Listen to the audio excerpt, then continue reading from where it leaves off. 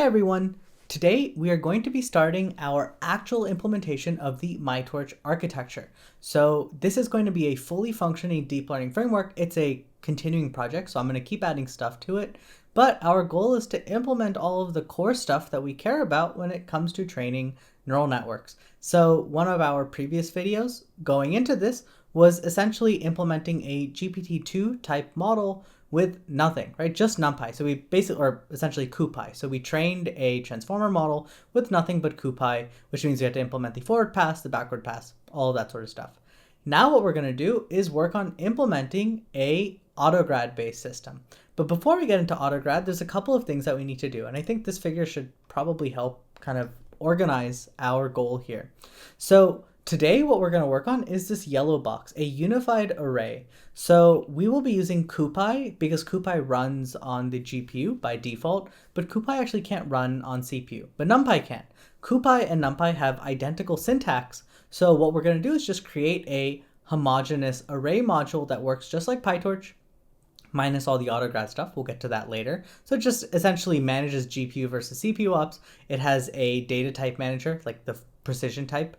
And this is going to be the least interesting part of this whole setup, but this array module is super important because it's going to show up over and over again in our implementation. So just so everything's clear, it is important that we actually implement it.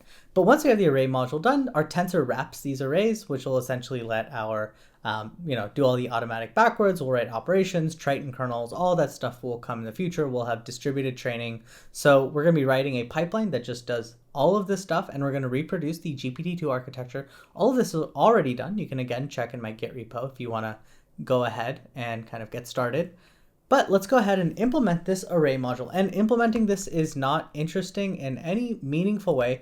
It's just a bunch of basically subclassing and stuff like that. So let's just go ahead and get started and it should be fine. So we're going to import warnings, import numpy as np.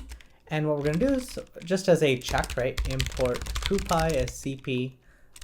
Just in case you don't have it installed, then it'll be CUDA available is true. And we can do num available GPUs.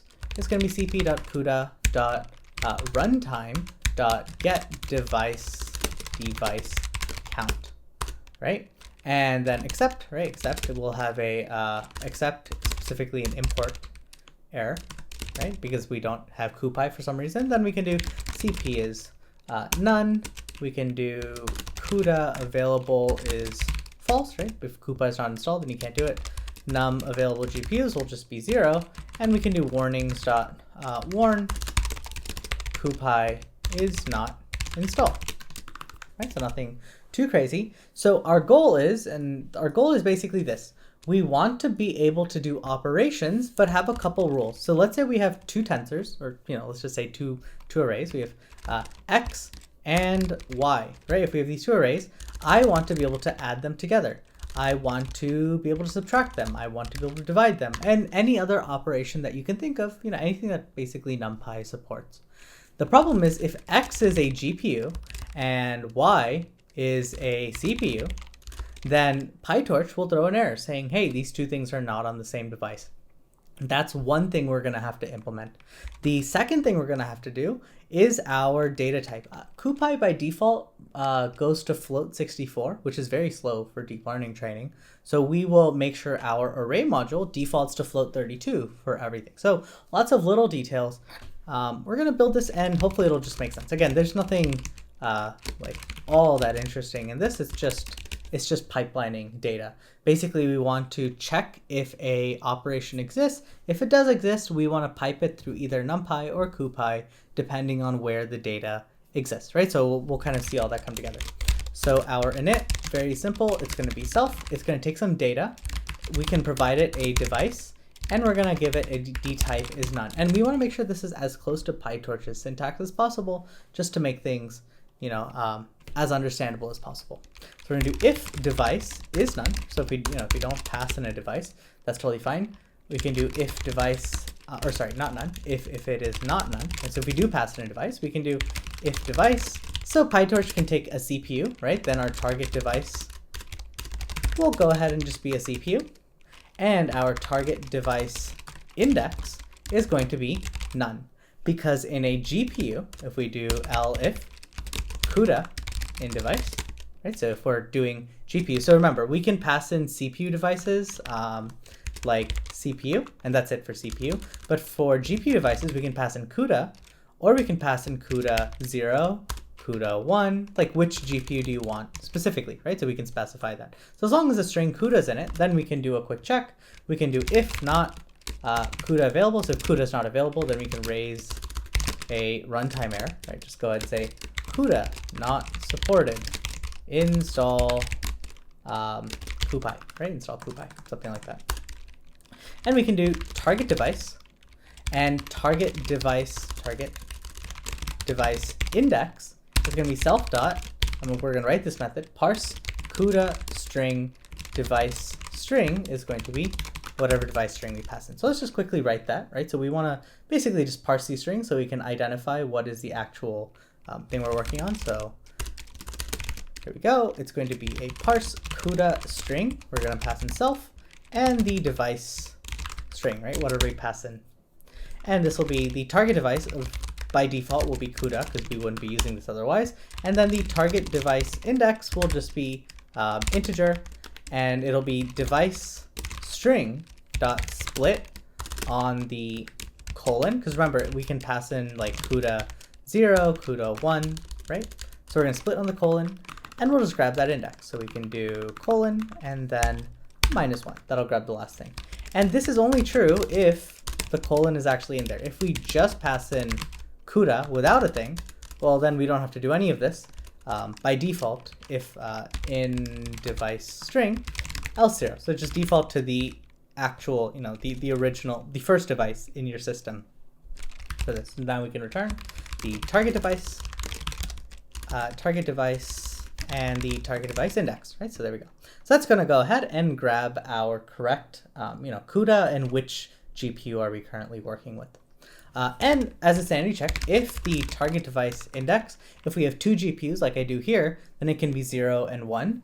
So I have up to 2 GPUs here. So if my index exceeds the number of GPUs we have, then that obviously wouldn't work either. So if we do +1 greater than num available GPUs, then we can again raise another runtime error, and I'll just paste this in so I don't have to type it, right? Raise another runtime error that just says this specific GPU does not exist. Nice. So this is if the device is not none, right? So if we actually pass in a specific device. Now what we need to do is, what if we don't pass it in? So now we can basically check. So if hasattr, if this specific thing has a device as an attribute, then we can do if is instance data.device string. If it's a string, then we can do if CUDA in data.device. Then again we can do target device, and the target device index will go ahead and be self.parse CUDA string, right? Parse CUDA string. Again, device string will be just a string data.device. Nothing too crazy. Otherwise we can do target device, and the target device index is going to be just CPU and none, right, by default. And that's easy, right? So if we're basically passing in data, if we're passing in an array, for example, the array will have this device metric. So we can go ahead and check, is there a device in here? If there is, then go ahead and load it. If it's CUDA, then go ahead and do it. If it's not CUDA, then it's default CPU. Nothing crazy. Now what we can do is elif, right? So elif, if instance data.device is a cp.cuda.device.device. And this is where it becomes a little bit annoying.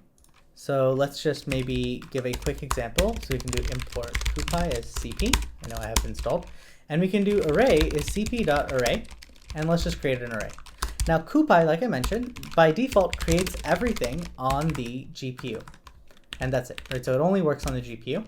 And we can see it created an array here, nothing crazy. Now if we do dot device on here, you'll see it prints it out like this, like CUDA device 0 in like these brackets. So this is not exactly how we want it, right? The way we will be expecting things is like CUDA 0, CUDA 1, not CUDA device 0 or whatever. But that's okay, right? We don't really care about the string because we can do, if we do .id, .device.id, we can see this is an ID 0 because it was created on the 0 device. So that's all I need. I just need the ID. I already know it's CUDA because I can detect that. So let's just go ahead and use that. So we can use .device ID and the type of this thing. This isn't a string.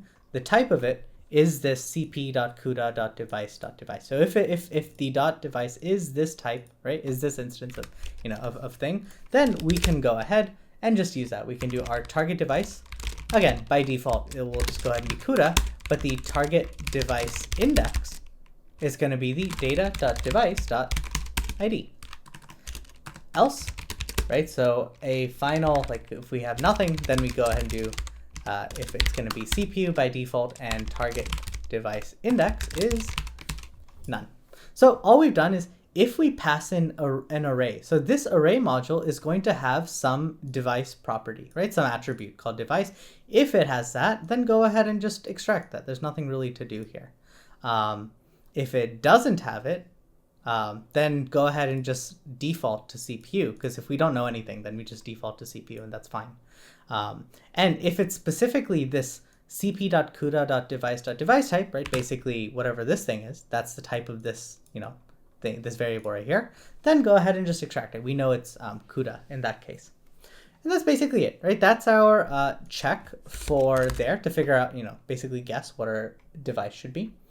After that, we need to figure out the dtype, right? So what's the data type we want to do? So if dtype is none, okay, then we can do if has attr data dtype, which arrays will have, then the current dtype is going to go ahead and be the string data dtype, right? Nothing crazy.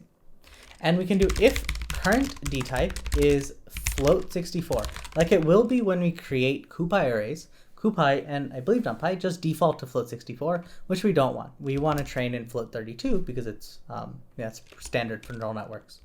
Then we can go ahead and just dtype is float 32. So all this is doing is if we don't explicitly pass in a dtype, but we passed in some data that's float 64, we're going to make sure we cast it to float 32 because there's no reason to do that. And for the same way, we can do elif current dtype is int 64. We don't need int 64. We can just make sure the dtype is always int 32 in that case. Now, if we specifically passed in a dtype of float 64 or int 64, then it would use it. But again, we'd have to explicitly provide that. We want the defaults to be float 60 or float 32 and int 32. Else, we can do dtype is current dtype, right? So if it's anything else, then just use that. So these are just some sanity checks to make sure we never really use float 64, int 64 by default. We want float 32 and int 32 to be the default. Else, just go ahead and always default back to float 32, right? That's fair. And that's it, right? So that's our setup. That's if we don't pass in a dtype, so dtype is none. Else, if not is instance, dtype string, dtype, if it's not a string, if we don't pass in a string, basically these, right? Float 60, float 30, float 32, whatever it may be. If it's not a string, just make sure the dtype is a string dtype. And that's it. That gives us our dtype. Now, the next sanity check is if the input is already an array type, then just go ahead and grab the data. So we're going to do if is instance. If the data that we passed in is already an array, then self.array and ._array is where we're going to be storing our data, right? So this is the attribute in which we will store either Numpy or Cupy arrays, right? Numpy or Cupy arrays will go in here. And if we're already passing in an array, this array has its own self.array. So we're just going to copy over the self.array from our data into this current instance, right? So basically, if we're passing an array into this array, we want to make sure we copy that data in. So that's just going to be data, and that's it.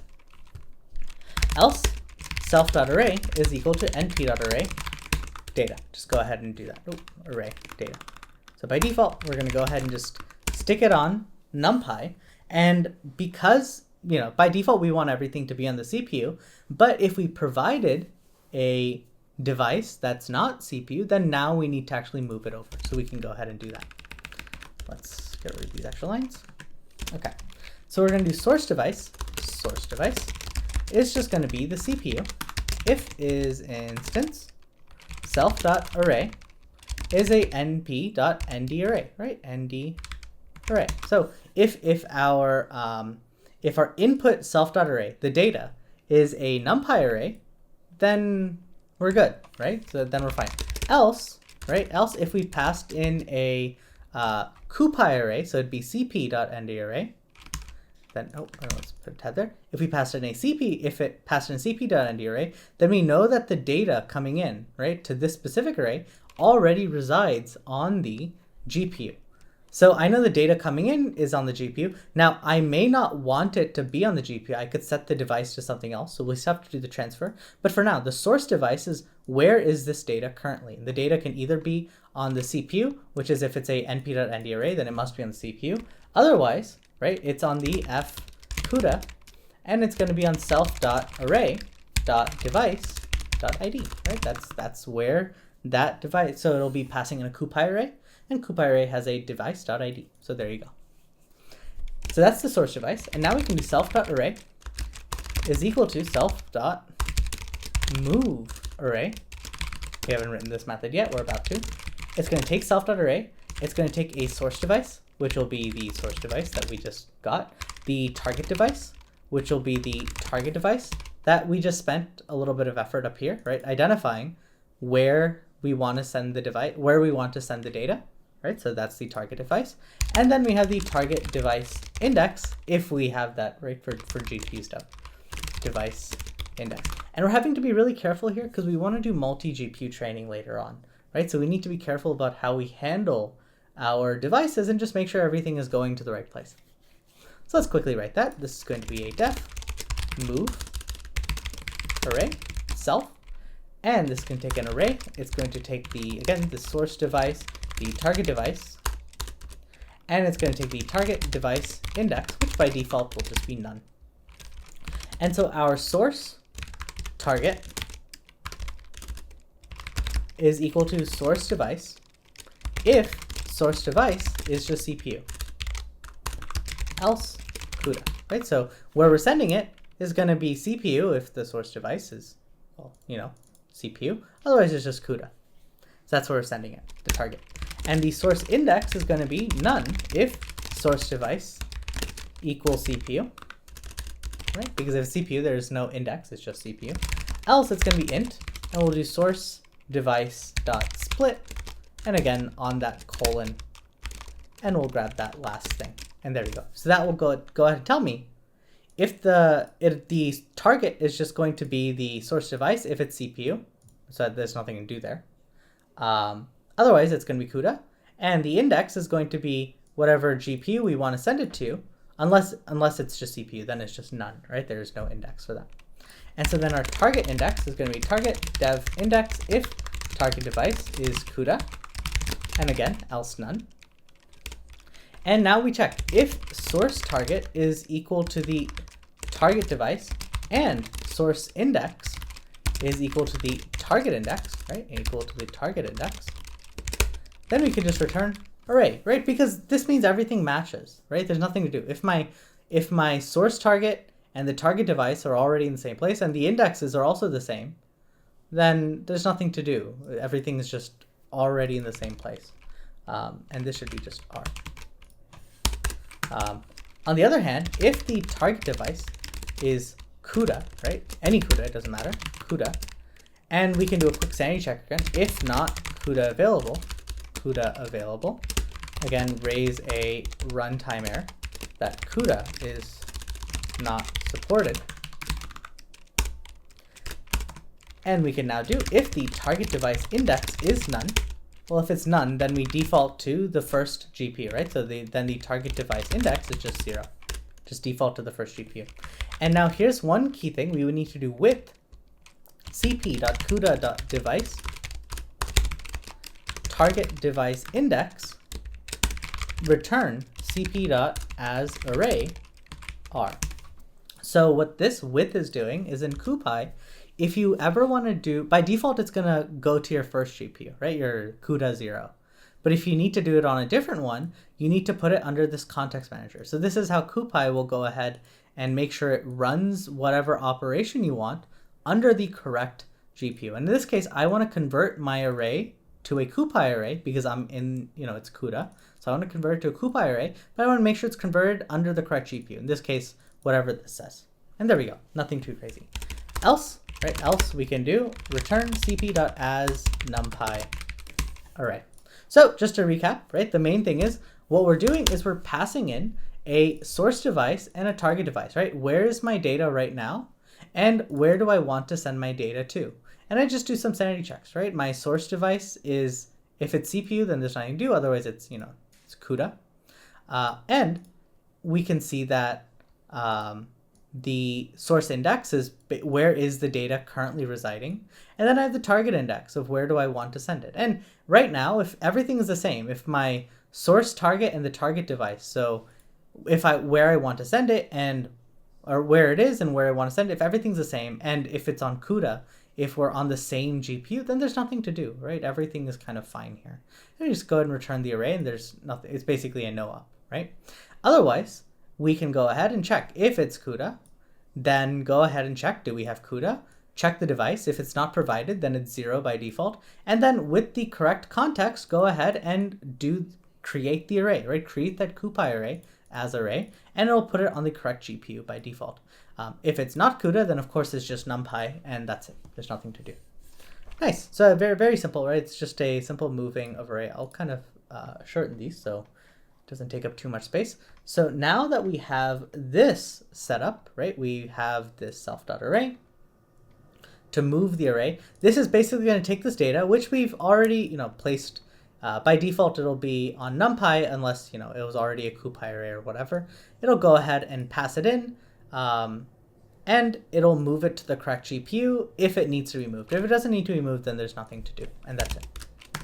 Nice. So now we can do current dtype. It's going to be string self.array.dtype, array.dtype, current, right? That's my current dtype. And we can do if current dtype does not equal to the dtype that I want. So if my data is one precision type and I want it to be another one, then I need to make sure I cast it. So we can do if CUDA in target device and CUDA available, of course.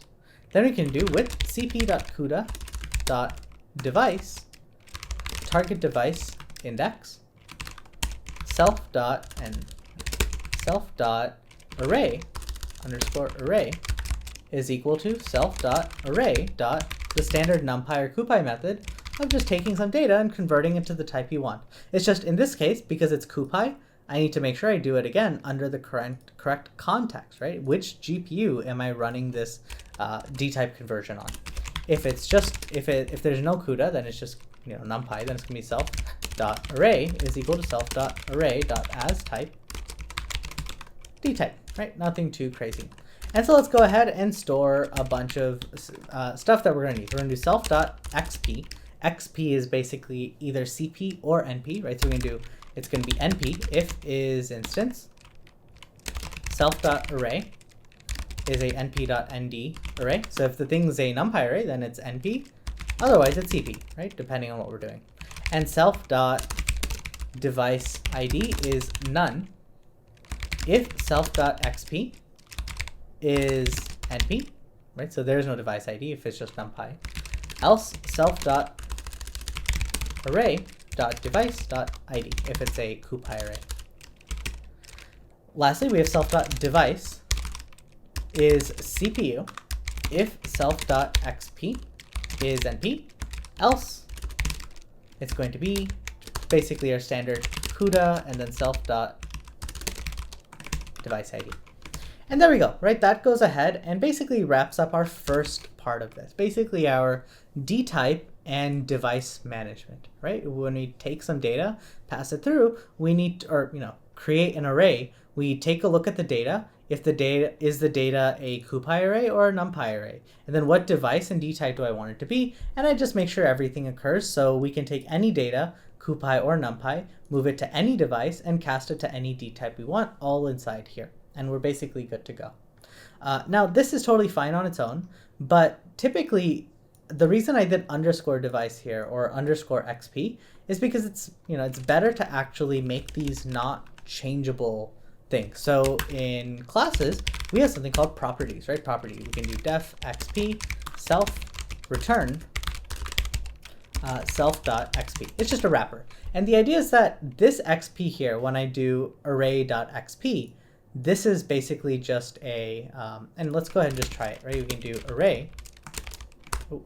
Array. So, and let's make this a little bit easier, right? So there we go. Let's call this A. We can't print A yet. We haven't written a wrapper, but that's okay. We can do A.xp. We can say print self.xp, and we should see that cp.array. Let's see, I must be missing something.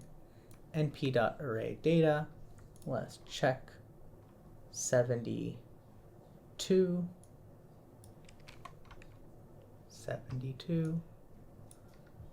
What am I missing? Oh, of course. This is my bad. This should be not when data is an array. It should be if I pass in an np.ndArray or cp.ndArray, right? If I'm just passing in stuff, then I'm good to go. This one here is what if I pass in a list, right? Like, and I'll show that in just a second. So this should work just fine now. Unexpected keyword, target device index. Looks like I might have just spelled something wrong. Target device index.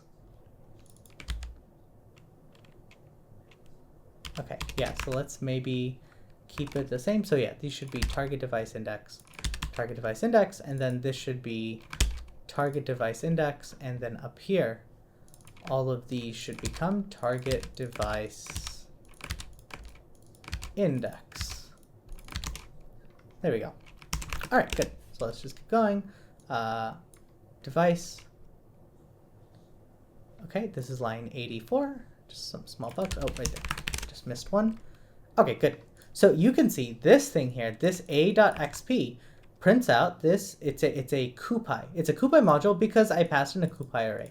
In the same way, if I did, and I already have them imported above, if I did np.array, then it'll be a numpy, right? Because that's what it is. And if I pass in instead a, let's just make a list of three things, sorry, just a list. Because in NumPy, you can pass in a list of numbers. It'll automatically convert it to a NumPy array. Well, in the same way, we just go ahead and make sure our default is a NumPy array. So that was my bet. Basically, all we did here is, where'd it go?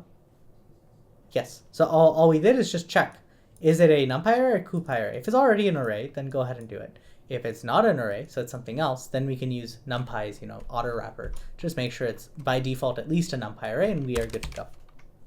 All right, so that is basically a property. Now the reason I'm using a property is if I say a.xp is hello, right? Just set it to something arbitrary, because you can do that, right? In classes, you can set a attribute to something. It's going to throw an error saying, hey, this xp property has no setter. So this is just a property. I can view it, I can, but I can't change it. I can't change it specifically. And so let's just go ahead and define a bunch of different properties that we typically care about. We'll have property, we can do def device, self, and we had this already, right? We can return self.device. So now when I do print a.device, this will print CPU, because this is just a list. But if I pass in a NumPy array, then it'll be also CPU, right? Nothing crazy. If I pass in a Cupy array, it'll print CUDA 0 by default, right? Because that's what it is. If I set the device is equal to CUDA 1, because I have two GPUs, it'll set it to CUDA 1, right? So whichever device my thing is setting on, just to make it closer to the PyTorch syntax. And we have all sorts of properties. So I'm going to copy these in. There's nothing crazy in here, just a couple of them. So we can grab, we did the device. We can also get the Dtype, the shape of the data, right? So we get the shape, the number of dimensions in the data, and dim, the size of the data, and then we can also do transpose, right? Just a quick method for transpose. Basically, it returns a view of transpose. So there we go. So just a couple of different properties that we'll be using throughout our actual implementations that we can just go ahead and grab here. Good. Now that we have all that, next step is Dtype conversion, right? So now what we want is our array should have much of the same capabilities of Numpy and Cupy. The first one is we want to be able to set a Dtype. So we can do def astype, right? That's our typical method of taking something and converting it to a specific Dtype. We can do def astype, self Dtype, and we can do if self.dtype is equal to Dtype. So if they already match, then there's nothing to do. We can just return self, right? Just return the array back. There's nothing to do. If self.xp is np, right? So if it's a NumPy array, then we can do self.array, just update it to be self.array.asType Dtype, right? Nothing crazy.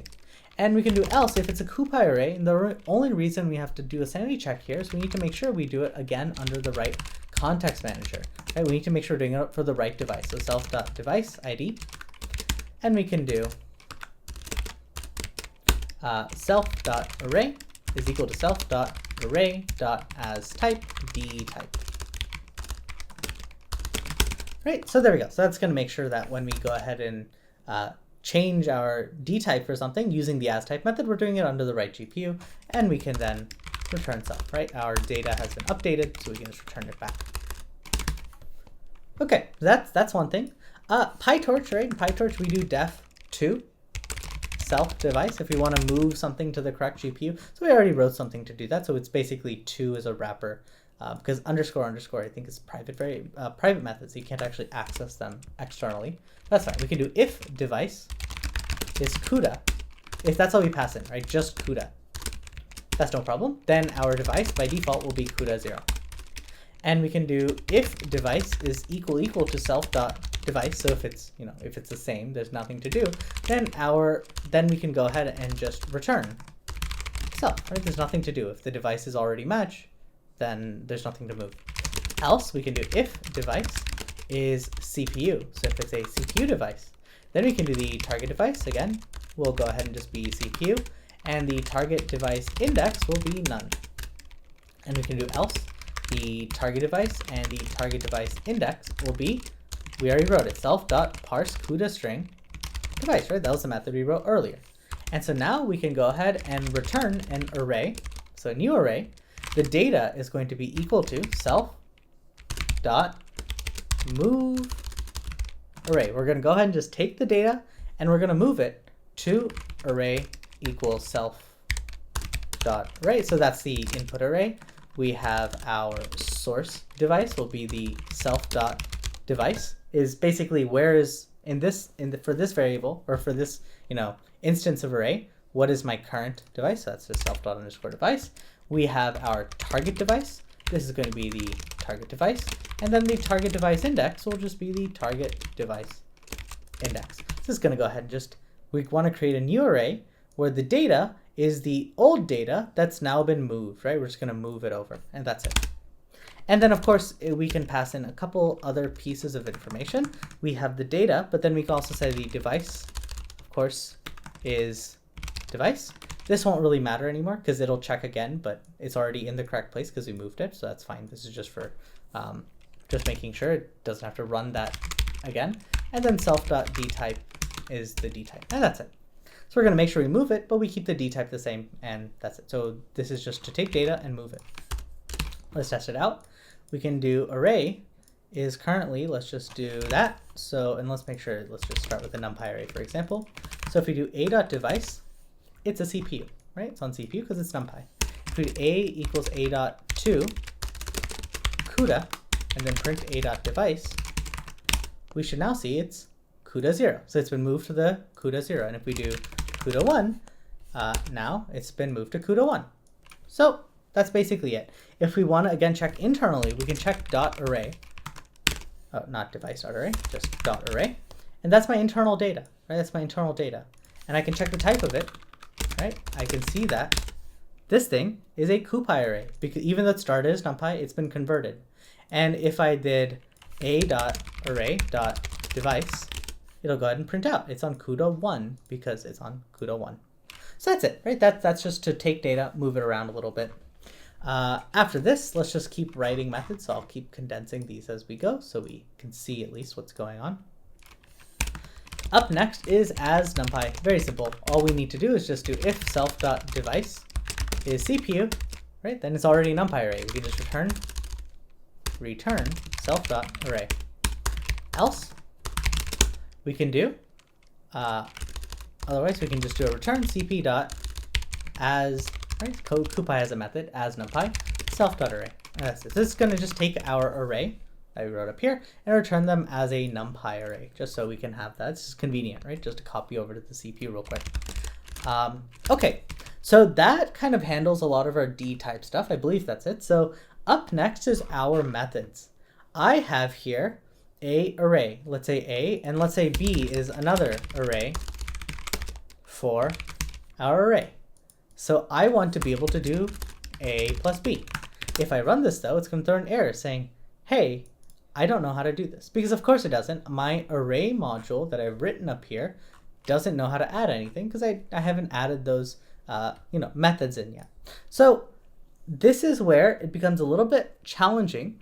What we need to do is leverage the existing methods for NumPy or Cupy for adding, subtracting, all the different operations we care about. We need to leverage those methods and just pipe our data through correctly. So what we're going to do is we need to basically create a bunch of dunders. And we could have done this manually, like .add and sub. Like we just define all of these different standard dunder methods for these operations. We're going to do a little bit better. I'm just going to copy a bunch of these dunder methods in. So it's going to be a bunch of dictionaries. We're going to stick this at the top here. Oh, let me copy this better. There we go. We're going to stick this right up here at the top. It looks scary. I promise it isn't. Why is it throwing there we go. All right, so this is just a dictionary saying I want this add dunder method. So underscore underscore is our dunder, and it's add. And then underscore underscore r add is also add, sub, subtract, r sub, subtract, multiply, multiply, r mul. So what I want to do is I want to attach these dunder methods, right? These dunder methods to my array class. But I actually want to leverage the add, subtract, multiply, true, divide, like these methods that exist in NumPy and Cupy. So these are the things that are in NumPy and Cupy, and these are the ones that I want to add to my thing. And so what we're going to do is just pipe them through. And there's actually three kinds of operations. So there's binary ufuncs. Binary ufuncs are essentially functions that take two inputs, like a plus b, a divided by b, a times b, right? So there's two inputs. There's a bunch of in-place methods. We can add those in as well. So this is like, instead of doing a equals a plus b, we can do a plus equals b, right? So in-place methods, that's fine. And then we have unary ufunction. And unary methods is like convert to negative or positive or absolute value or invert. And there are more methods than these. Like NumPy has a bunch of them. But this kind of covers everything that we care about, at least for now. If there's a method I'm missing for a future operation, I will add it in. But for now, this seems to, at least for GPT, this actually is more than what we need. So we can just go with it. So I've just created an easy dictionary here so we can for loop through them and then add everything in. So let's just start with the binary ufuncs, and then the other two will be identical, essentially. So how we're going to do this is we're going to write a method here called def make, let's call this make binary op. And this is going to be a little bit different. This is going to be a class method. It's going to be a class method. So instead of doing self, because it doesn't take self, it doesn't take an instance, it takes the class itself. So it's class. And then we'll get the ufunc name. and then reflect equals false. And the reflect is for this. When we do add, then we add things together, but we can do radd, which reflects things. So if we do a equals a plus b, that's just adding things together. But it'll do b plus a if it runs radd. And this is because this is basically an error checking thing. Because when you run add, when you do 5 equals, let's say we do 2 plus 3. 2 plus 3 actually runs 2.add 3. Like internally, that's what it does. And the reason this works is because 2 has a .add method, right? Integers, everything in most things in Python, like that you can add and all that, will have this in there. But let's say we had something else, like if we had some random object that we created plus 3. I don't know, just a random object. And if this what it will try to do is object dot add 3. Now this will only work if this specific object has some .add method. And this is exactly the issue we saw up here. This basically when this tried to run that .add method, it didn't exist. It didn't exist. And so what radd says is, okay, object.add didn't work out. What if I try it the other way around, reverse it around? 3.add object. Does this work? And this will only work if this 3 knows how to handle this specific object. So we just need to add both of those, all those pairs in. And that's only for a bunch of these different, these binary operations. So this is a class method. So that's what the reflect will do, right? We can just pass them in reflected if we are doing an radd method. We're going to do def up. So what we're going to do is we're going to create an operation. This operation is going to take self and other, basically the two things that we're adding together. And we're going to return this operation. And this is where we're going to handle, are we doing it in Cupy or Numpy, right? That's the check. So what we're going to do first is other r, and we're going to do other dev is going to be equal to self.coerce other. All right, so let's write this coerce other method first, and it'll kind of start to make sense. So def coerce other self other. There you go. This is going to be a standard method. And all we're going to do is just do some checks. If is instance,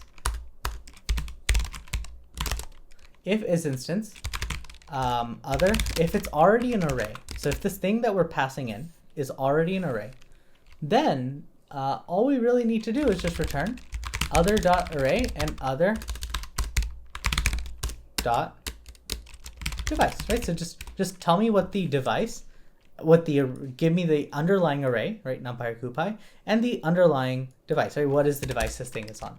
If it's not an array, so if is instance other, if it's a np.nd array, if we're passing in a NumPy array, for example, then we can just return other and CPU. And we can do if CUDA available and is instance other cp.nd array. If it's a Cupy array, then we can return other, and we can return the f string, right? So we can do CUDA other.device.id.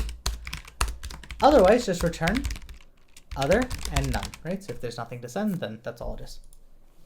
Okay, so this is just a quick check, right? I'm going to basically take this, I'm going to do an operation between self and other.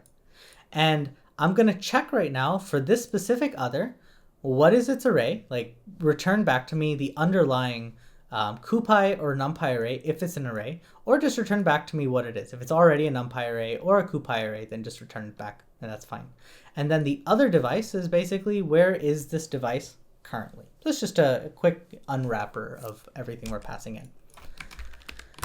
Okay, and now that we have that, well, all we need to do is just some sanity checks. We need to do if other device is not none, and other device does not equal to self.device. And this is our check, right? Let's say if self is sitting on a GPU and we're trying to add to it a CPU tensor, then that's gonna obviously raise an error, right? We can't add together things that aren't in the same place. And so that's basically, and I'll just paste it in just so I don't have to type it. It's just a runtime error. And this is the same runtime error you get in PyTorch, right? I expected all tensors to be on the same device, but found at least 2 devices. I'm trying to add or multiply or do some operation between something sitting on this device, and we don't want that to happen. And so now that we have that, we can do the right-hand side is going to be the other array. So, if it doesn't break that, if everything's sitting on the correct devices. So other array, and we can do xp is equal to self.xp, right? So that's why we have that xp. So we can see underlying this xp will be either be numpy, np, or cp, depending on numpy or cupy. And our function is going to be getattr xp and the ufunc name. So this is me grabbing. So to getattr is a way of just getting an attribute from our method. So for example, we have this array here. We can do print getattr array add. And this will return back to me the specific .add method this numpy array has, right? And so that's me doing that. I'm just grabbing my and you can do this, for any method, but the getattr is just an easy way for us to grab the specific function we want to run. But this ufunc name .add, I'm grabbing it for either CP or NP, depending on the device I'm in, right? So if XP is numpy, then this will grab the numpy method. And if it's cupy, then it'll grab the cupy method, right? That's it. And now we can do if reflect. Right? If it's reflect, then our input is just going to be the right-hand side and self.array, right? So we flip them around. So the right-hand side is actually on now the left-hand side because we flipped it because it's reflected. Else, the input is going to be self.array and the right-hand side, right? Nothing too crazy. And we can do if xp is cp. So if it's a cupy array, again, just like always, we need to make sure we do it under the correct device context. Self.device ID. Just do it in the right place, and we can do the result is going to be the function, and we're just going to pass in whatever inputs we have. Else, we can do the result is just the function of those inputs.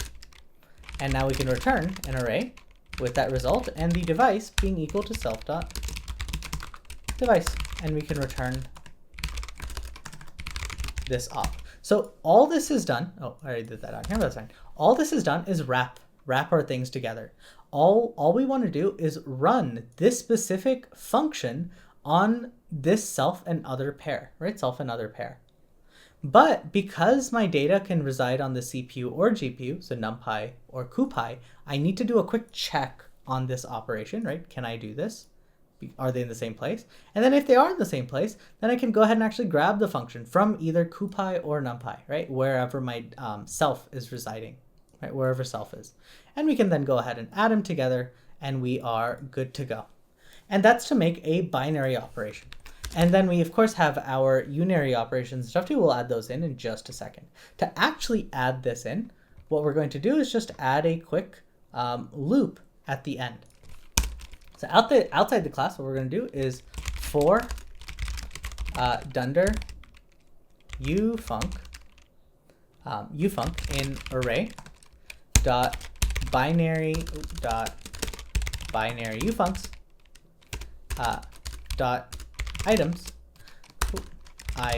So this is me looping through all of this stuff right here, right? All of this stuff right here. So I'm just looping through them. Binary ufuncs dot items. We're going to loop those. It's just a dictionary. And what we're going to do is first a reflect. Just the flag will be dunder dot start with. If it starts with a underscore r, then we know it's a reflect. Otherwise, it's it's not a reflect. And we can do setattr, right? We're going to set the specific attribute in this array. We're going to set the attribute under this dunder. And we're going to, the actual attribute, the method we want to set for this attribute is going to be the array dot make binary operation, this specific ufunc, and reflect equals reflect. And so that's all it is. I'm going to essentially just loop through all of these operations. I'm going to look for these operations, add, subtract, whatever it may be. I'm going to look for them inside numpy or cupy, depending on, wherever it is, and I'm going to just add them in here into my actual class. So now my array module has all of these add, subtract, all of those methods kind of added in. So let's see if this works real quick. Okay, so it ran. Let's see if it actually works. So if I run this, this should now Oh, I spelled coerce other wrong. Let's fix that real quick. So it'll be coerce other. So this will be coerce, where did I use it? Right here. There you go. So it ran without error. Oh. So we can see this is, and of course we want to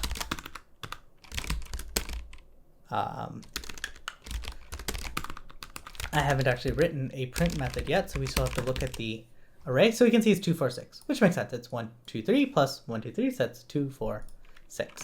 Now, if I set this device, remember this is the array is currently NumPy, so if I set the device to CUDA, this will throw an error saying, hey, I expected everything to be in the same place, but I found 2 devices, CUDA 0 and CPU, right? Where CUDA 0 refers to A and CPU refers to B. So this is basically how, I mean, PyTorch doesn't have to do any of this stuff because they have their own, tensor class that they just do everything inside, but we're gonna make it work here. And because we've done this, we can just add the other ones in the exact same way. So we wrote our make binary up right here, nothing too crazy. We can simplify these.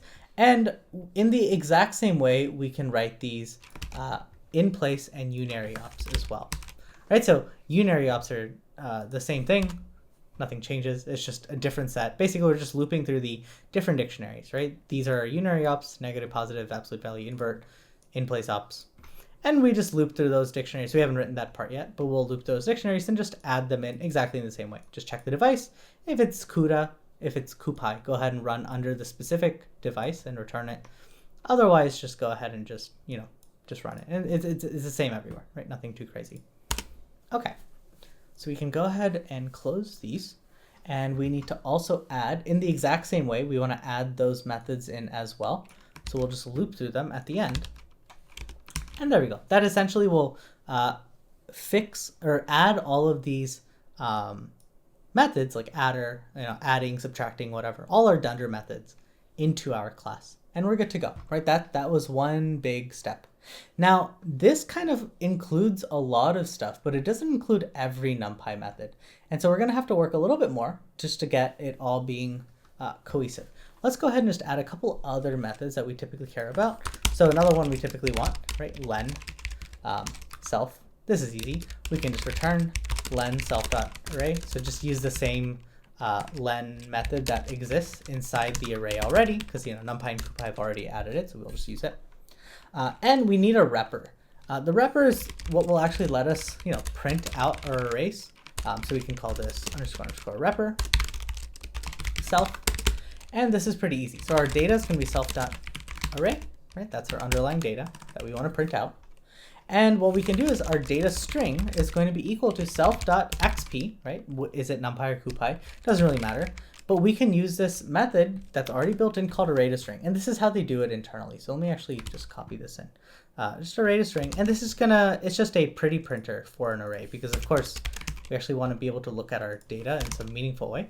So this is something that will already go ahead and print things together. We'll just put a space in between them. We can have like up to 5 decimal points and that sort of stuff. So there you go. Nothing too crazy. Now, one thing, if we let's just return, let's just print data string right here. So this would mean when I go to do this, if I print A will trigger the repr method, right? So we should now see A print out. So non-string, oh, right. So we can just return an empty string for now. So it prints this thing out, right? 1, 2, 3. Okay. But in PyTorch, right, we don't just have, the data, it also tells us some other stuff, right? What devices it's sitting on, and that sort of stuff. So let's just go ahead and add all those extra bits and pieces in. So we're gonna do lines is data string dot split new line. We're gonna go ahead and split everything up by new line. And we're gonna do if len lines greater than 1. So if there's more than one line, we're gonna do indent is gonna be a space and times len array. Here we go. Okay, so this is actually not that interesting. I'll just show you. This is just string formatting, right? So let me just show you the results, right? It makes it a little bit easier. So what this is gonna do is I just want to add in a little bit of extra information. So let's maybe add in multiple lines. So let's do 1, 2, 3, 4, 5, 6, 4, 5, 6. There we go. I've just shifted this over, the 4, 5, 6, because I'm about to prepend this with array. So you'll see that just now. So if we do return, and let's actually return it now instead of printing it out. Let's return f string array, and we're going to do data string, and let's just keep it like that for now. This makes sure that when we actually put the array parenthesis there, everything's just offsetted over again, right? Everything is kind of placed neatly. That's all. If we didn't do this, then basically all that would happen is you'd always have this weird off center, like 1, 2, 3 would be here, and then 4, 5, 6 would kind of be in a different line, and this is less helpful to look at. We want our matrices to be nicely lined up. So there we go. That's all that is. And our device info is going to be equal to, it's just going to be an f string, put a comma there, and then we'll do device is going to equal to, device is equal to, and then we will do a self.device right here, right? So what device are we currently on? And this will only really matter if CUDA in self.device. Else just an empty string. So if we're on CUDA, or if we're using a GPU, then go ahead and actually add on that extra device, and we can just add that right here. Dtype is equal to self.dtype. We want that in there always, and then we can also add in the device info that we just created, and that gives me something like this: dtype dtype. That goes ahead and creates, right? So this is an int32, and this.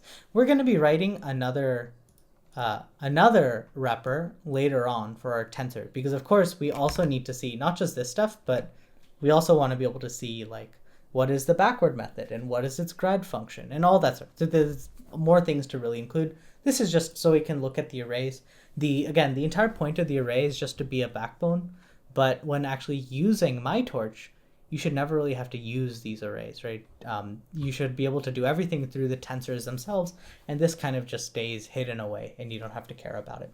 But that's fine. That's what we have for now. That's our repr. Now, like I mentioned, these are not the methods we wrote up here. All of these cover quite a bit, but they don't cover everything. And there's more types of methods that we want to be able to include. One of them, for example, is like the concatenate, right? Like numpy np.concatenate. So in Numpy and Cupy, what this does is every time you run a method like np.concatenate, what it does is it goes into a def array function method. Def array function. It goes into here, and this is by default, right? So you can read the documentation on Numpy and how they do this. It goes into here and tries to learn how to deal with it. So let's just check here real quick. Types, args, kwargs. Okay. So in Numpy, whenever we try to, let's say we try to concatenate some things together, but let's say not all of the arguments that we're trying to concatenate are Numpy arrays. Like if we were trying to do np.concatenate, and we have an array and an array and then an array and then some random object, I don't know, it could be anything, and then another array. This would not work out because NumPy doesn't know what to do with this object. So what NumPy will do is, okay, I'm going to go check in my array function to see, is there anything I need to do to handle this object specifically? And so you have to define the array function to do that. So array function is basically its callback, right? What it goes to handle this stuff. And so again, you can see a bunch of this information. Let me just pull the source up real quick so it's available to everyone. There's basically this whole documentation page on array subclasses, right? All the different array subclasses that you can do. And the one we're looking at right now is array function, right? So it's basically a convenience for array function. Implementer types provides all argument types of array function, allows implementers to quickly identify cases where they should defer to array function implementations on other arguments. And so yeah, that's basically it, right? Is the given function something we know how to overload? Are all arguments of a type that we know how to handle? if these hold true, then this should return the result from calling its implementation. Otherwise, it should return the sentinel value, not implemented, indicating the function is not implemented by these types. And basically for us, we're going to be passing in arrays, right? Arrays, the array class. So the type of our data is array, which is not something Numpy or Cupy know how to handle. So we need to add these things in. So this is actually pretty straightforward. Basically, an array function takes a function, the types, the args, the kwargs, right? So we just pass in everything like normal. And we can just do some checks, right? So our assumption, just to make this simple, is everything we do can only be of type array, right? So we're only passing in array type things and nothing else. So if you're passing in like a list or some other random like data type here to do a function on, right? Like adding a list and an array together, those are not supported, because why would we do that anyway? So if not all is subclass T array. If everything is not coming from an array for T in types, we're just going to go ahead and return not implemented, right? Because that just doesn't matter for our use case, right? So we can leave that. So first check is we're going to check our devices. I'm going to just loop through all of the data, basically, all the inputs, and we're going to make sure that they're all on the correct device. So the way we do this is we can do def handler x, and we're going to do if is instance x array. So if it's an array, then we can do device dot add x dot device. Just go ahead and add that on there, and we can return x dot array. Elif is instance if the data x is for some reason like a list or a tuple, which is fine, right? A list or tuple. Then we're going to do return type x of handler y for y in x. So basically, this is a recursive method. So our inputs, right? Our inputs here, x, whatever we give it. In this case, it'll be the arguments. The arguments for some methods is just a Numpy array or a Cupy array. But sometimes it could be a list. If we want to concatenate together 3 different Numpy arrays, we provided a list of those Numpy arrays. So we need to loop through them and then grab their types, right? So that's all this is doing, right? We're going to grab the handler for all of them and then grab the type for it. And that's it. And that's what we'll return, right? That's all we're going to go ahead and return. And then we're going to do elif is instance x. If we pass in a dictionary, which is also a valid input, then we'll return k handler v for kv in x dot item. So you pass in a dictionary of stuff, then there we go. Otherwise, we can just return x, and there's nothing to really do. And that's it, right? So that's all we need to do that. And as we're doing this, we're going to go ahead and just add those devices in as well. And so if we know we have a list or tuple, we know internally, right? Internally in those things, it's going to have a array or something like that in, because that's all I'm handling, right? That's all I'm writing this for, assuming everything is just of type array. Okay, good. So now that we have that, we can do handled args, go away. Args is going to be equal to the handler passing the arguments. And then our handled kwargs is going to be the handler. And these will be the kwargs. And that's it, right? Nothing too crazy. And now if we detect if len devices, let's make this plural, right? Because as we're doing this, we'll be adding to this devices here.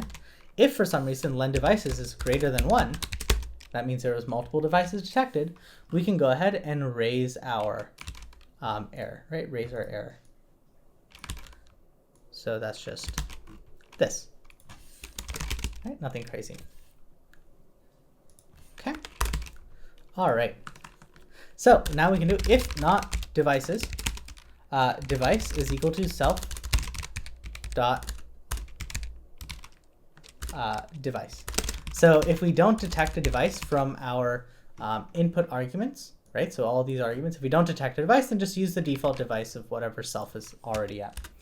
Else our device is equal to list device, which should only have, one thing in it, but that's fine. 0. Just grab the device that we're on. Now what backend do we have? So XP is going to be CP. If CUDA in device, else NP, right? So what's the device that we're, what's the backend? Cupy or Numpy.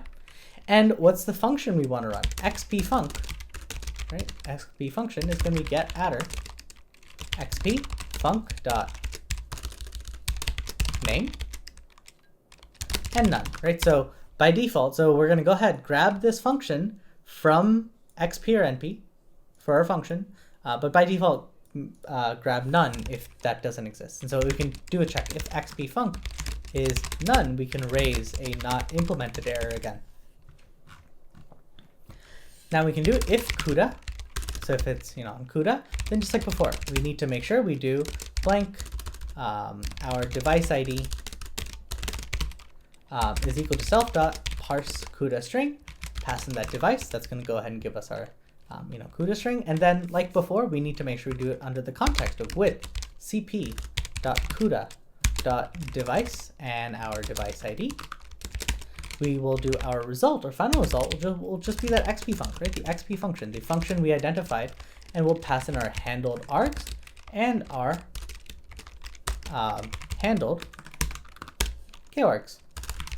Otherwise, right, if we don't have that, or if we're running on just CPU or NumPy, then there's nothing to do. We just do result is just this line, right? There's nothing additional to do. And lastly, this stuff just happened in NumPy or Cupy, depending on how we ran it. So we need to make sure we convert our data back to an array. So the output should still be an array. So we can do if is instance result. If it is a np.nd array or cp.nd array, if CUDA available, else none, we'll go ahead and return array with this result, and device equals device. And that's basically it, right? So again, the entire idea here is that we wanted to make sure that we passed in our data, well, basically we passed in some data into this function like concatenate. We do a sanity check here, right? Are we passing in array? Are we passing in lists? If we are passing in lists, just go ahead and run our data through for everything and then check their types, and we're kind of good to go there. And then, and then after that, we can go ahead and just pass them in to the correct method, right? The correct method. And that's all it really comes down to. We just want to make sure we're piping our data through the correct XP func. And the reason this, again, works out so easily for us is because NumPy and Cupy have exactly the same syntax. Okay, so I believe I still need to do one more thing. Creates a... Okay, let me check here. We need to, okay. Yeah, so that's going to do that. Otherwise, just return the result, right? So if it's this stuff, then go ahead and return it. And the important part is we're basically checking the types here. So the reason you see a type X here is we want to cast this to the correct type of the data. And then again, we want to check what is the type of none, right? If it's not available, then it's just a none type, and that's it. All right, so that handles array functions. In the same way, and let's go ahead and try this out actually. So we can do B is, again, let's say an array of array, and let's just get rid of all this extra stuff for now. What we want to do is np.concatenate AB. Oh, no, let's print it out. So now I'm able to concatenate data, and notice it returned it back as an array. And that's it, right? That's the main takeaway here. And there's all sorts of methods like this that we can do. Now, in the same way, there's also array ufuncs, because what I've implemented is if I print A plus B, this is no problem, right? I can add A and B together. But what if we use this method instead? Let's do np.add AB. So np.add is exactly the same thing.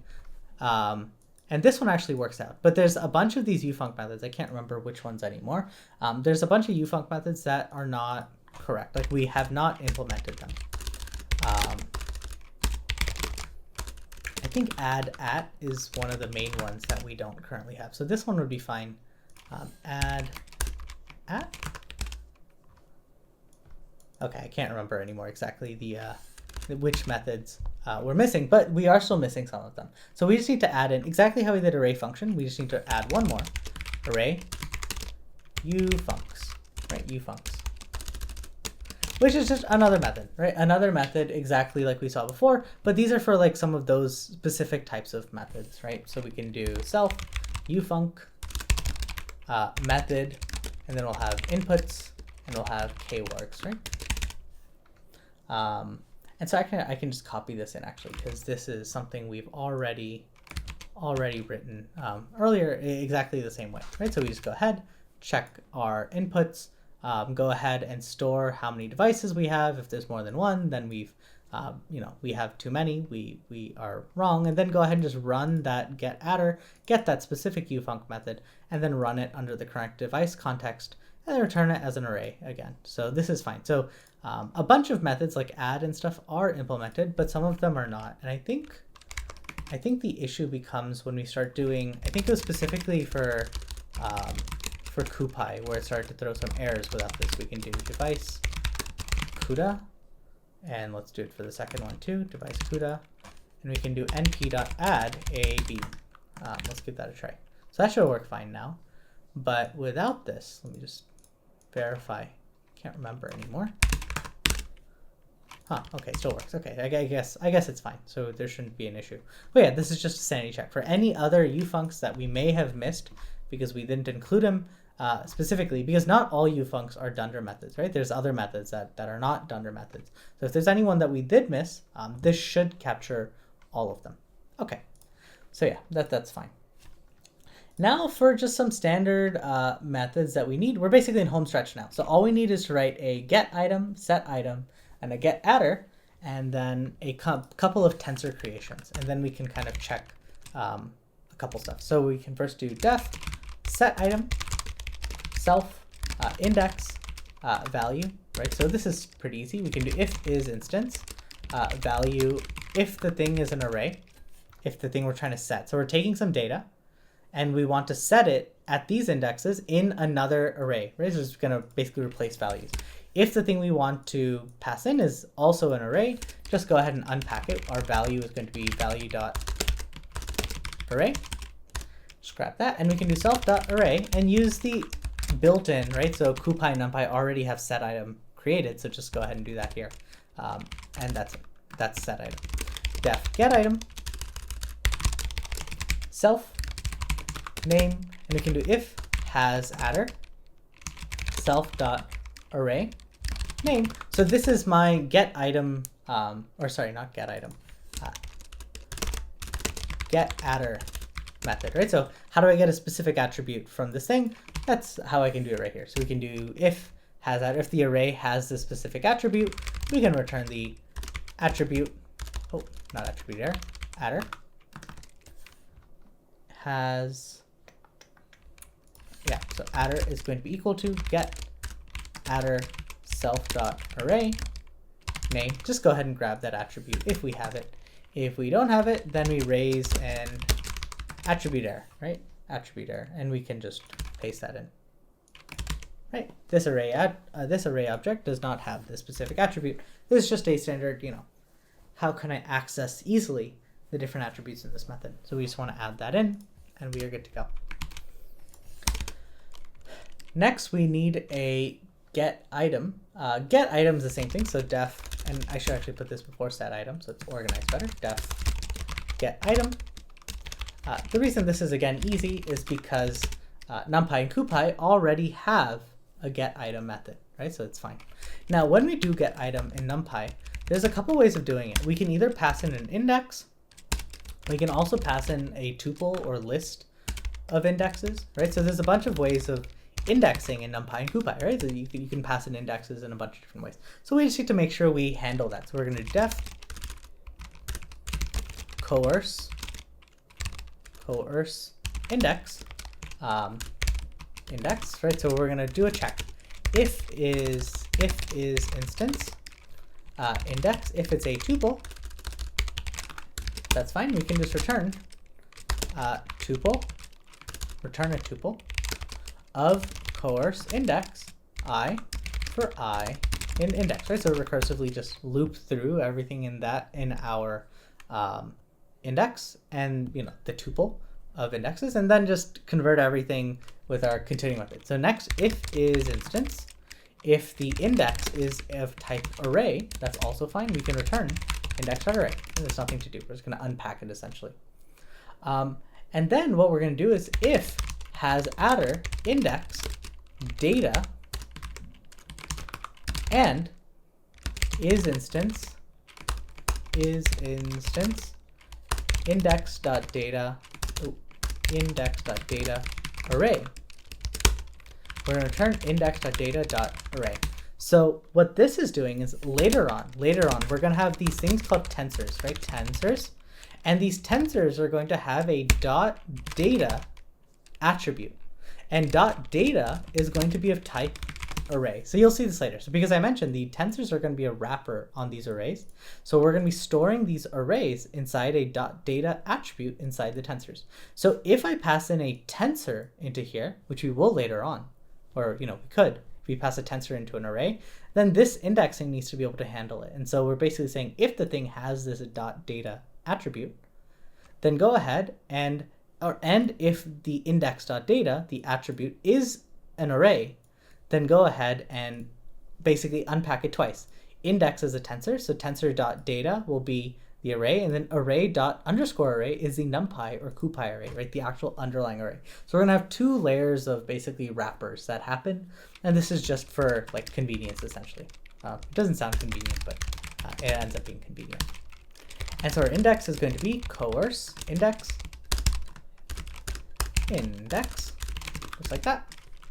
And we can now, just like before, this is all the same, so we can just copy this piece in now. Right, so if it's a Numpy array, then just go ahead and index it. And if it's a Cupy array, go ahead and index it under the correct device context, and then just return the data as an array again. And so that handles our getting, setting, and then getting the attributes, which we'll need. Great, now the last part. So we're in home stretch now. We want to be able to create tensors. And so the thing is that when we do our like methods we don't have right now are things like array.zeros, array.ones. Like we want to be able to create arrays, right? Zero arrays, ones array, empty, full, a range, linspace, I, random. Like there's all these different methods that we want to be able to have. And that's pretty easy, right? We can just write them as class methods.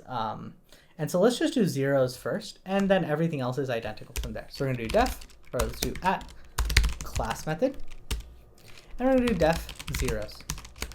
And it's going to be a class method, so I take CLS. It's going to take some shape, right? When we create a tensor of zeros, so like what shape do we want to create it in?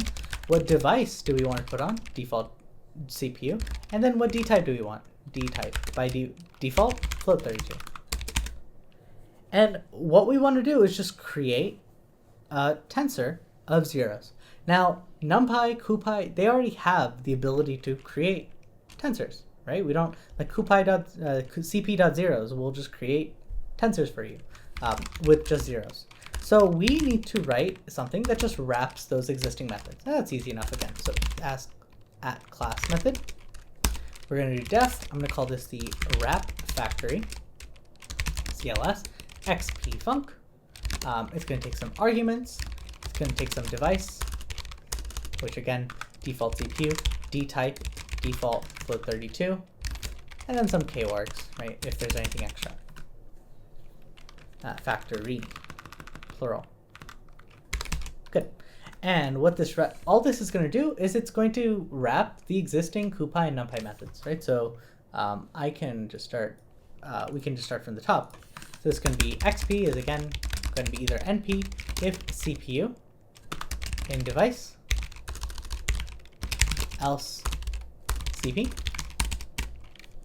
And we can do the target device is equal to CPU none by default. Right? By default, it's just none. Else CUDA, or sorry, else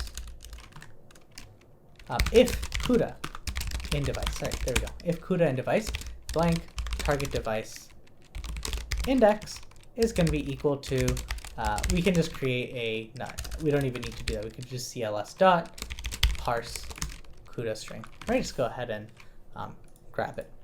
So this is just going to go ahead and parse our data, parse the device index, and now we know where we are. Now we can do if xp is cp, just like before, with cp dot CUDA dot device. We'll do the target device index, and we can now do our array. The thing we just created will be getattr, and Cupy and Numpy, right? And yeah, Cupy and Numpy will have this specific function, right? To zeros, ones, a range, full, linspace. Like these are just standard methods that we have. So we're just going to wrap them, and we'll pass in the args and the kwargs, and this way they'll work exactly like how Numpy and Cupy do it. It's just I'm again just piping data through, and this should be target device index. There you go. Okay, so that's one of them. And then similarly, else, we'll have array is equal to getattr. It's going to be xp func, and here we're going to pass in our args and our kwargs. So this will just use Numpy by default, right? So there we go. Just use the standard method. And now we can do if Dtype is not none. So if you pass something in, then just like before, current Dtype is going to be string r.dtype, and we can do if current Dtype does not equal to Dtype. Okay, so if they don't match, then we need to do if xp is np. Then there's nothing to do. We just do r is equal to, the array is just the array dot astype Dtype, right? Nothing crazy. Else, again, we need to do it under the correct context. So with cp.cuda.device target device index, the array is just equal to the array dot astype Dtype. Nothing crazy.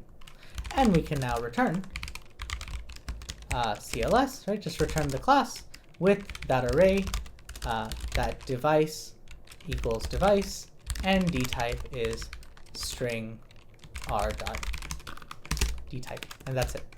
So this is just a simple wrap factor. All we're going to do is just, if we do zeros, then that's all we need to do. We just need to go in here, grab the correct dot zeros method from Numpy or Cupy, and then just pass our data through, and we're good to go. And so to use it, right, we just basically do in zeros, we can return CLS, it's class method, dot wrap factory, right, wrap factory. And we're going to pass in the zeros method, because that's the method we specifically want. And we're going to pass in some shape, and we're going to pass in some device, and we're going to pass equals device, and we're going to pass in some Dtype. And that's it, right? That basically will go ahead and let us create zeros. So if we do array dot zeros, and let's say the shape is 10 by 5, we can now print this out, and we should see a 10 by 5 array of zeros. And there you go.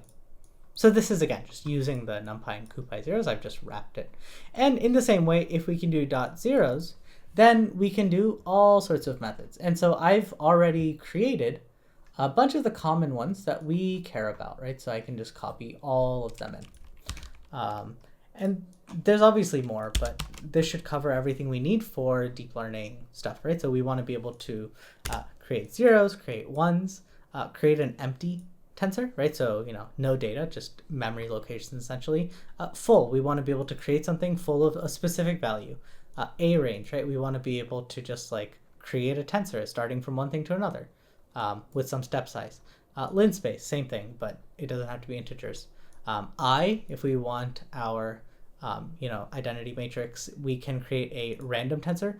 Rand_n is a little bit more complicated because I called it rand_n because rand_n is what PyTorch calls it, right? Just torch.rand_n creates a random, Gaussian normal tensor. But in Cupy and Numpy, they use random.rand_n, random.rand_n. So I can't directly use like I or a range, like, built-in methods. I have to just write it myself, and that's fine. And you could do this for all of these, right? You could write built-in methods for all of them, but when these methods already exist, I don't need to bother writing them. So in rand_n and rand, you can see it's basically methods that they didn't have directly, so we can grab them right here.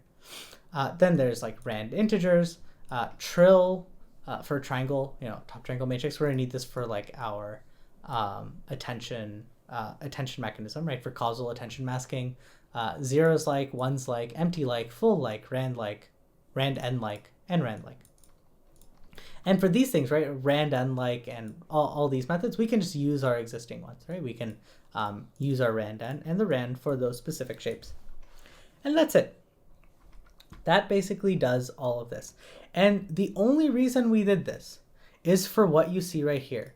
I have an array, I have two arrays here sitting on the GPU, but I use NumPy to process them, right? So I can use NumPy methods now on GPU tensors. And that was the entire point of this. And the only reason this works is because NumPy and Cupy have identical syntax, right? Everything about them is the same. So again, this is not all that interesting of a video. It's just, as you saw, nothing happened. I just built something that wraps all these attributes together, but it is important to do, right? So we can run this quick test right here, right? So the test is basically check some binary operations, check some of these unary operations like absolute value, that sort of stuff.